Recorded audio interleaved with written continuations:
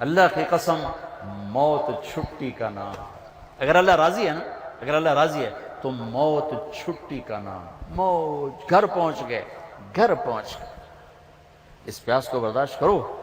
اللہ کہے گا وَسَقَاهُمْ رَبُّهُمْ شَرَابًا طَهُورًا، پھر اللہ تمہیں اپنے ہاتھ سے پلائے گا، اور شراب پلائے گا. تم دنیا کی شراب چھوڑو، اللہ اپنے ہاتھ سے جنت کی شراب پلائے گا.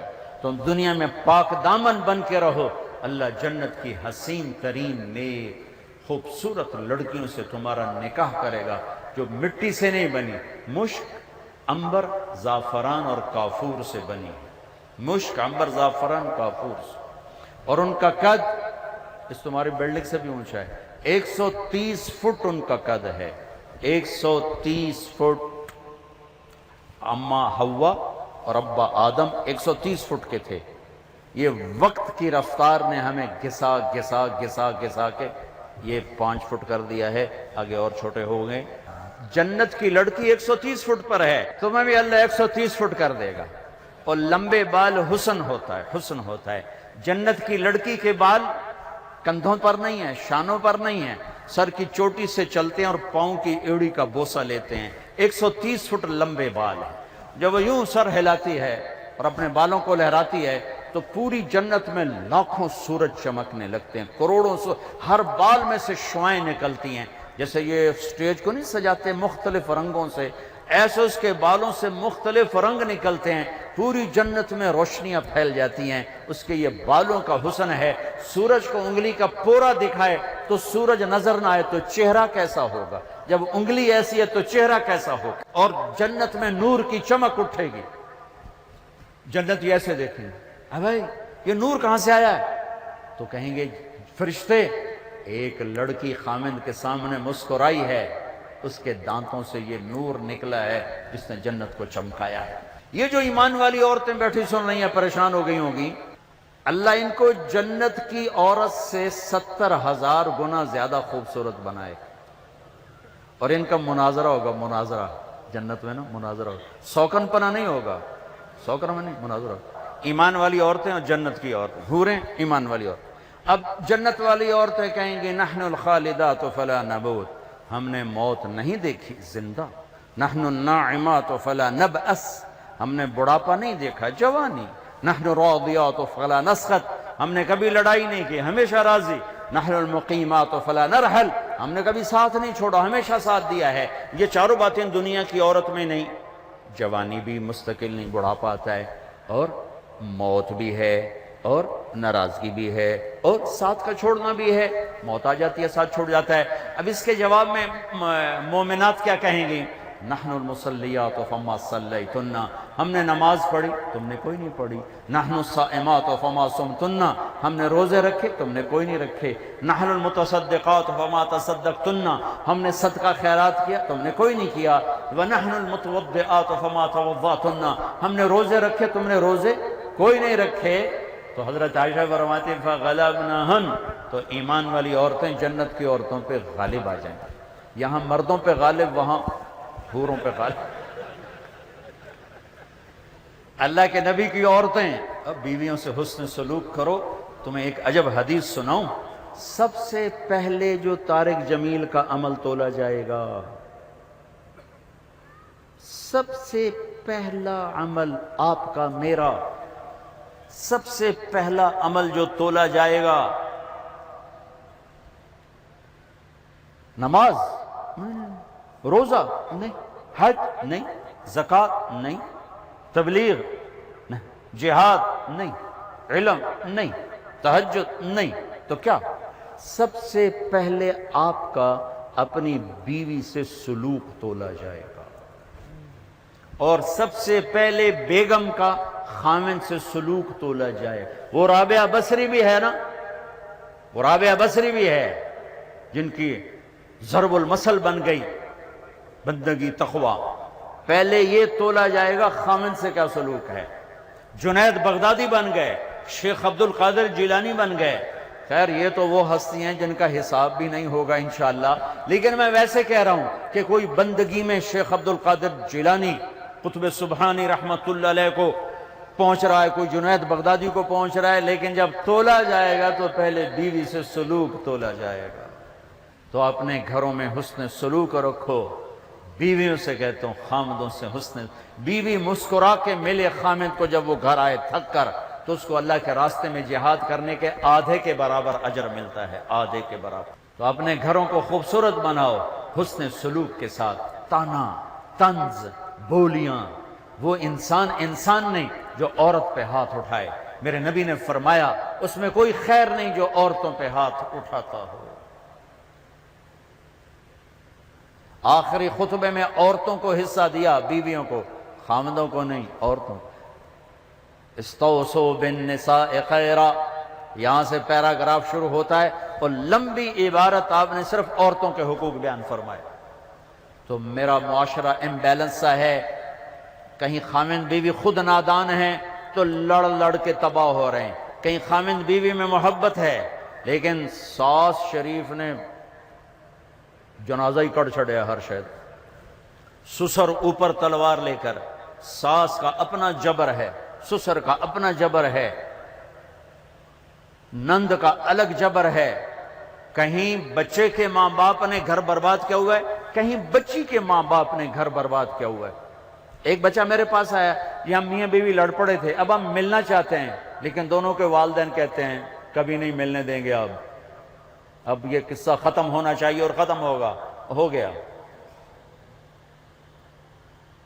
یہ جبر، یہ ظلم، چونکہ ہمارا جوائنٹ فیملی سسٹم ہے، میں ہاتھ جوڑتا ہوں، میں کسی رشتے کو اچھالنا نہیں چاہ رہا، لیکن جو گھروں میں ہو رہا ہے میں بتا رہا ہوں۔ کہیں خامند نادان ہے، بیوی کے ساتھ بدتمیز ہے، کہیں بیوی نادان ہے، خامند کے ساتھ بدتمیز ہے، کہیں دونوں بہت اچھے ہیں لیکن خامند کے ماں باپ کا ظلم ہے، کہیں بچی کے ماں باپ کا ظلم ہے، کہیں بہن بھائیوں کا ظلم ہے۔ اللہ کے واسطے اپنی حدود میں رہو، اپنی حدود میں رہو۔ یہیں تمہاری یونیورسٹی میں پچھلی دفعہ بیان کر کے آیا، آفس پہ بیٹھا تھا، ایک بچی باہر رو رہی تھی، تو مجھے کہا جی ایک بچی باہر رو رہی، آپ سے ملنا چاہتی۔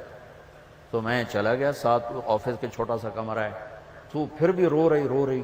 میں سمجھا شاید میرا بیان سن کے کوئی زیادہ اثر لے لیا ہے۔ وہ کہنے لگی مولانا آپ عورتوں کے حقوق بیان کرتے ہیں لیکن آپ متعلقہ عورتوں کے تو کبھی نہیں بیان کرتے۔ مجھے یوں لگا جیسے مجھے کسی نے نا خنجر سے دو ٹکڑے کر دیا۔ کہا متعلقہ بچیوں کے بارے میں تو کبھی نہیں بولے۔ اس کے بعد سے میں نے بولنا شروع کیا۔ پھر میں نے کہا کیا ہوا بیٹی، آپ کو طلاق؟ جی مجھے طلاق ہوئی، میں طلاق یافتہ ہوں۔ کیا مسئلہ تھا؟ کہا میرا خامند بہت اچھا تھا، ہم دونوں میاں بیوی میں بہت محبت تھی، بس میرا سسر کہتا اوے مینو چنگی نہیں لگدی انہوں طلاق دے، اوے مینو چنگی نہیں لگدی انہوں طلاق دے۔ تو 1 سال تک تو میرے خامند نے پریشر برداشت کیا، پھر اس نے کہا میں بہت مجبور ہوں، ماں باپ کا پریشر ہے، اور مجھے طلاق دے کے گھر بٹھا دیا۔ اب کوئی ہے ہی نہیں جو ہمیں پوچھے۔ بوڑھے لوگوں کے رشتے آتے ہیں۔ متعلقہ بچیوں کو پہلے دیکھا کرو، بیوہ بچیوں کو پہلے دیکھا کرو۔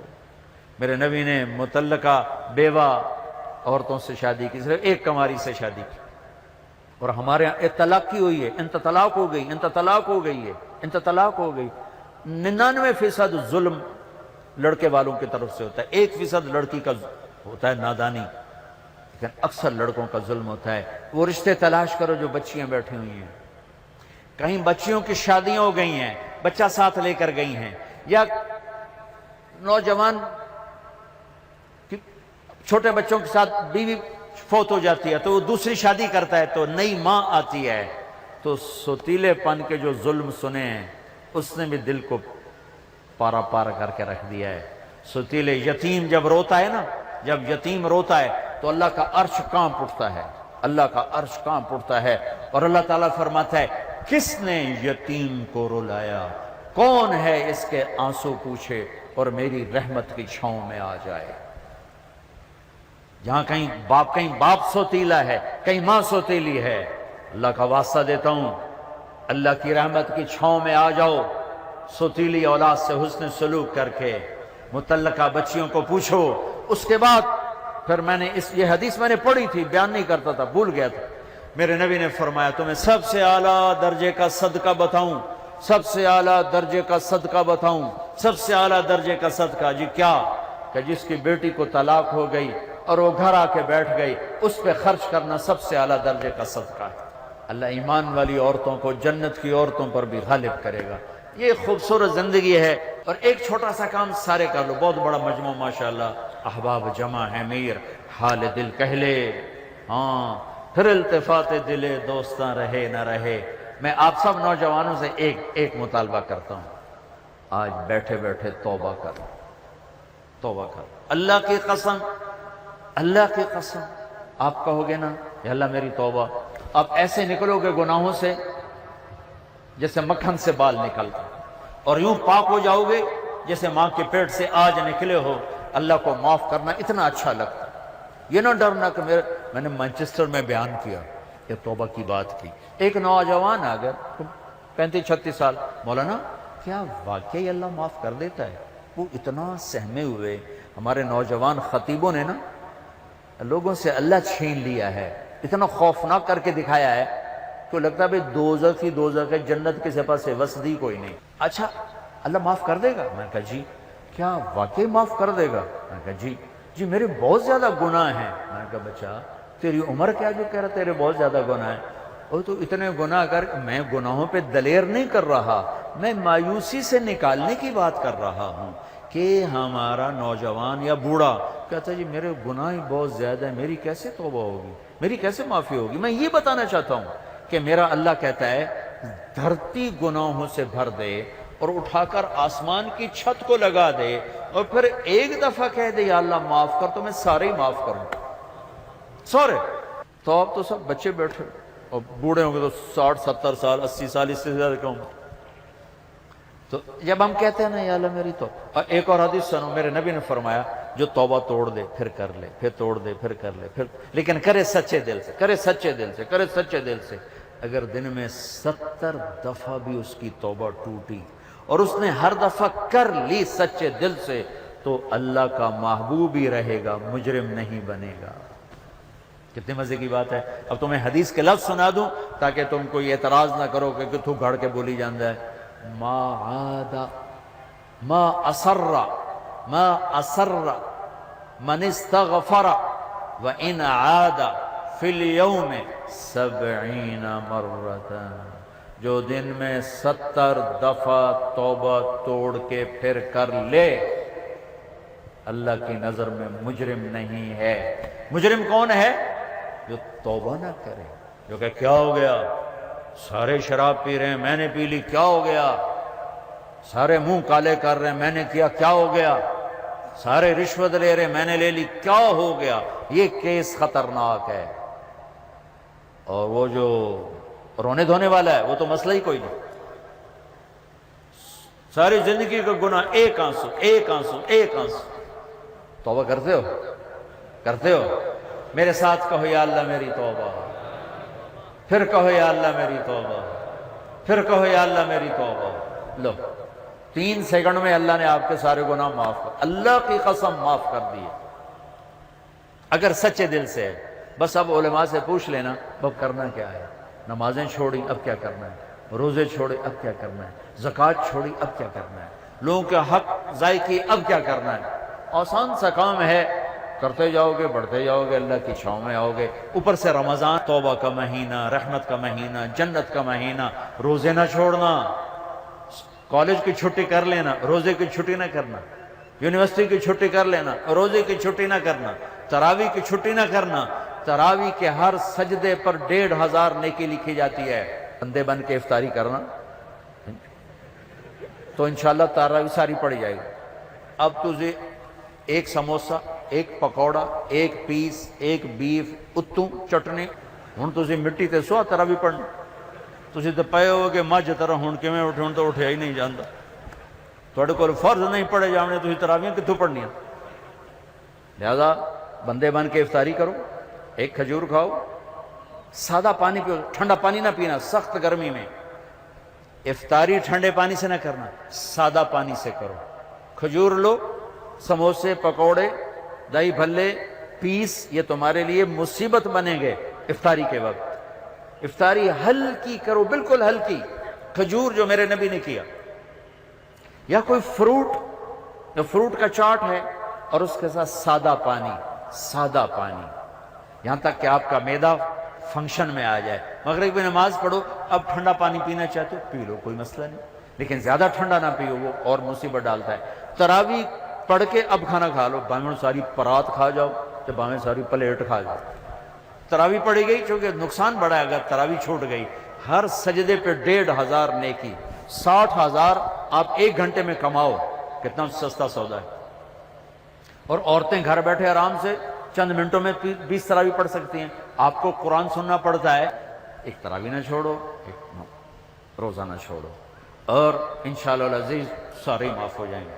تو اللہ تعالیٰ آپ کا یہ اجتماع مبارک کرے۔